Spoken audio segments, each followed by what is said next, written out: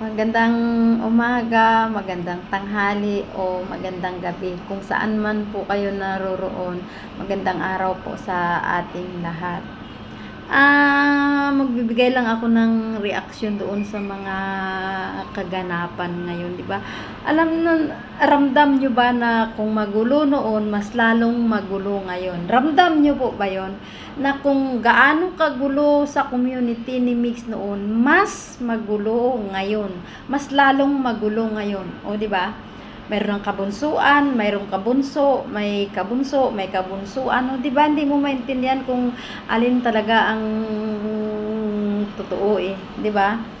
Yung ibig sabihin, kung naging magulo yung dati, ngayon mas magulo kasi ngayon ang daming nakisawsaw talaga. Diyos ko po, sa totoo lang, sobrang gulo ngayon. O, di ba noon ang nagbabangayan lang noon is yung ex-defenders at saka yung mahal community, di ba? Kasi nung una, yung mahal at saka yung mixed defenders lang naman talaga, yung mga ex-defenders ang nagbabangayan noon eh. Kasi sila lang naman talaga ang sumasagot sa mga issue ngayon eh. Kasali ako noon sa mga issue noon, kasali ako ngayon. Pero ngayon, hindi ako makikisali sa mga issue nila. Mag-a-advise lang ako sa mga tao na solid ko no, mahal ko no nila si Mix, sobrang love daw nila si Mix, ipagtanggol daw nila, ipaglalaban daw nila, di ba? Yung mga nagsasabi na ganun. Oh, ngayon nyo patunayan, ipaglaban nyo. Ngayon nyo patunayan, ipaglaban nyo, ipagtanggol nyo. Oh. Ngayon sobrang gulo, Diyos ko. Mayroon na diyan si Banang nakikisawsaw, o di ba?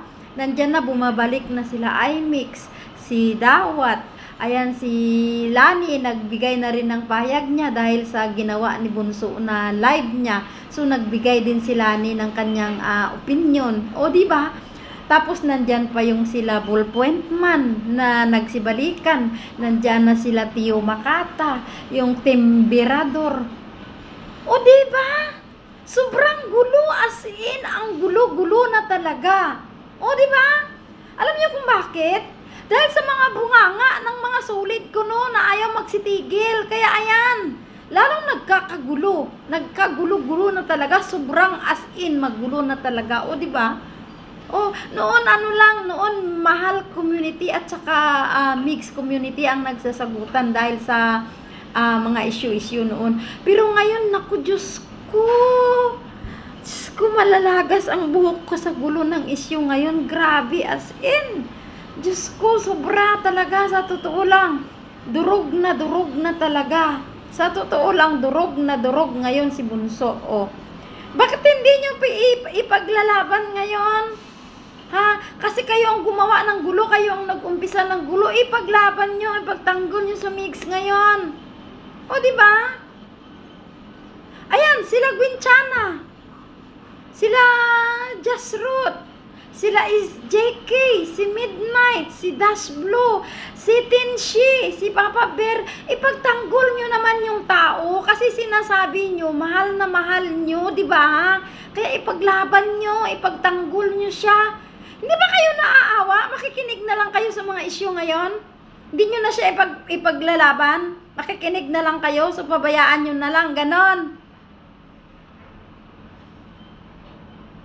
Akala ko ba solid kayo? Mahal na mahal niyo si Bunso. Ipaglalaban namin. Hindi namin iiwanan. O, asan kayo ngayon? Asan kayo ngayon? Hindi kayo magbibigay ng Hindi kayo magbibigay ng opinion nyo? Hindi nyo ipagtanggol si Megs? Ganon? Manahimik kayo? Ganon? Manahimik na lang kayo? Akala ko mahal na mahal nyo. Ako, hindi na ako makikipaglaban kasi ang sinusuportahan ko ngayon ay si Bunso at saka si Megs. Oh, hindi, ayaw ko na sumagot sa mga issue. Hindi na ako sasagot dyan. Kasi nasa gitna lang ako. Ayaw ko nang sumagot dyan sa mga issue na yan. Alam nyo kung bakit?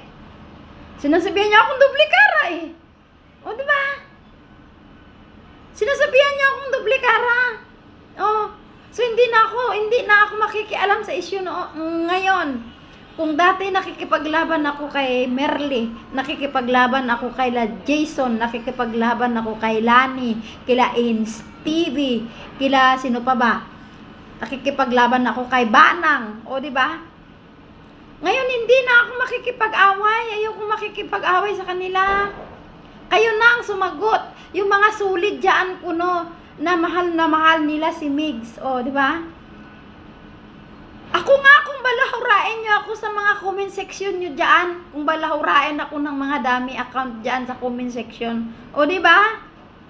Kaya ipaglaban nyo si Bunso ngayon, ipakita nyo na mahal nyo din yung tao.